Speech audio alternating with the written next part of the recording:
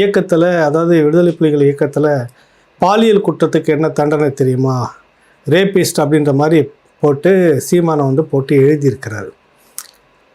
எனக்கு பார்த்தோன்னே அது அதிர்ச்சியாக இருந்தது. ஒரு வயதில் மூத்தவர், களத்தில் இருக்கக்கூடியவங்க, இந்த பெரியாரிஸ்டுடைய மூளை இப்படி தான் இருக்குமா, ஒரு சாக்கடைத்தனமா அப்படின்ற ஒரு கேள்வி எனக்கு வந்தது. என்ன தான் படித்தவர், நாங்கள் இது வரைக்கும் அவரை வந்து மதிப்புக்குரிய ஒரு இடத்துல வச்சுக்கிட்டு இருந்தோம், ஒரு படித்தவராக வச்சுருந்தோம்.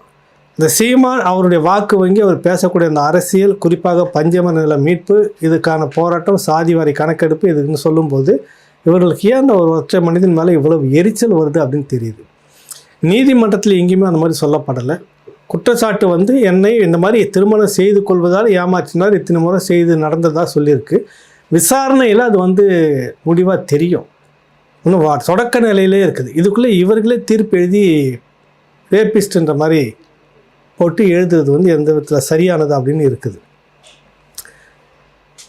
அதே இயக்கம் துரோகிகளுக்கு என்ன தண்டனை கொடுத்துருக்குன்றதும் தெரியும் நினைக்கிறேன் தோழர் விடுதலை ராஜேந்திரனுக்கு.